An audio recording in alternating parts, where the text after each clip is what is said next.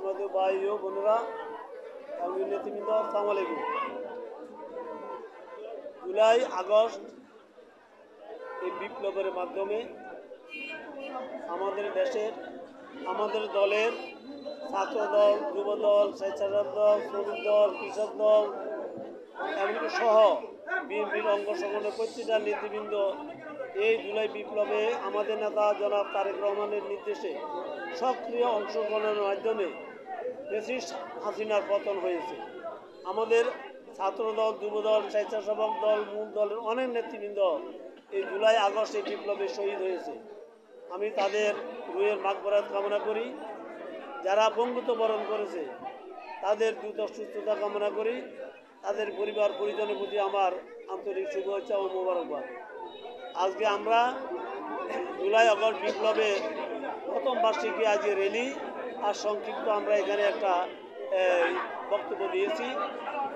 আমাদের উদ্দেশ্য তো একটুকু, যে জুলাই বিপ্লব আমাদেরকে একটা শিক্ষা দিয়ে গেছে, আগামীতে যাতে করি বাংলাদেশে আর কোনো ফ্যাসিস্ট আবার প্রতিষ্ঠিত হইতে না পারে। তৃণমূল থেকে আরম্ভ করে রাষ্ট্রীয় পর্যায়ে এটা আর কখনো হইতে পারবে না। এটা আমাদের নেতা জনাব তারেক রহমানের সিদ্ধান্ত। আমাদের দল গণতান্ত্রিক দল, আমরা মানুষের ভোটের অধিকারের জন্য রাজনীতি করি। আমার নেত্রী বেগম খালেদা জিয়া স্বৈরাচারী এরশাদের বিরুদ্ধে আপসহীন নেত্রী হিসাবে উনি ওনার অবদান রেখেছে, গণতন্ত্র প্রতিষ্ঠা করেছে, মানুষের ভোটের অধিকার প্রতিষ্ঠা করেছে, এই দেশের মানুষকে মুক্ত করেছে। এমনকি ওনার বিপ্লবের কারণে, ওনার আন্দোলন সংগ্রামের কারণে আমাদের দলের অনেক নেতৃবৃন্দ তখনও আত্মত্যাগ করেছে, অনেকে শহীদ হয়েছে। 1991 সনে আমরা একটা বিপ্লবের মাধ্যমে একটা গণতান্ত্রিক সরকার পেয়েছি।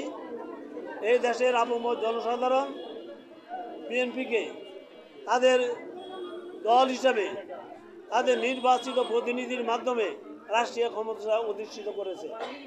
আগামীতে বর্তমানে যে ফ্যাসিস্ট বিদায় হইল, এই ফ্যাসিস্ট বিদায়ের পরিপ্রেক্ষিতে আমাদের নেতা জনাব তারেক রহমানের সাথে বর্তমানে যিনি প্রধান উপদেষ্টা মহোদয় আছেন, মাননীয় প্রধান উপদেষ্টা সহ যে মিটিং হয়েছে, সেই মিটিংয়ের সারসংক্ষেপ গতকালকে আমাদের নেতা স্থায়ী কমিটির সদস্য জনাব সালাউদ্দিন আহমেদ সাহেব বলেছেন, আমরা সেটার বাস্তবায়ন দেখতে চাই।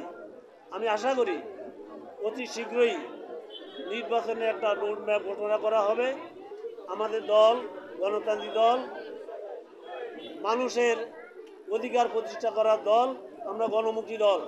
আমরা নির্বাচনকে প্রায়োরিটি দিই। আমাদের নেত্রী বেগম খালেদা জিয়া এত ত্যাগের পরও উনি দেশ ত্যাগ করেন নাই, উনি কারাবরণ করেছেন।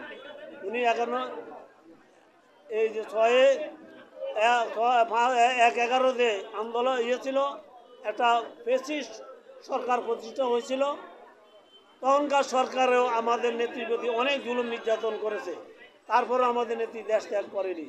সুতরাং বিগত ফ্যাসিস্ট সরকারের প্রধান শেখ হাসিনা কিন্তু দেশ থেকে পলায় চলে গেছিল, তখনও একবার। আমাদের নেত্রীর অটুট এমনকি কঠোর সিদ্ধান্তের পরিপ্রেক্ষিতে এই দেশে গণতন্ত্র প্রতিষ্ঠা হয়েছে।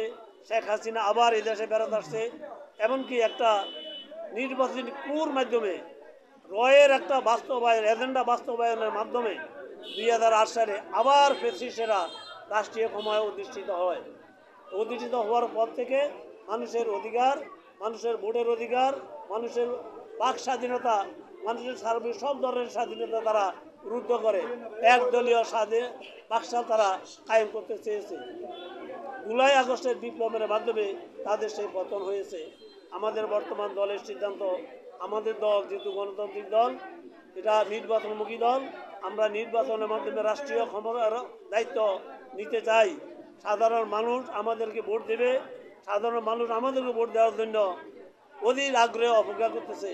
আমাদের দল রাষ্ট্রীয়ভাবে জনগণের ভোটে নির্বাচিত যদি হইলে এই দেশের মানুষের মঙ্গলের জন্য আমাদের নেতা জনাব তারেক রহমান অতি শীঘ্রই এই দেশে ফিরবেন, এমনকি নির্বাচনের মাধ্যমে আমাদের দল রাষ্ট্রীয় দায়িত্ব পাবে, এই আশাবাদ আমার আছে।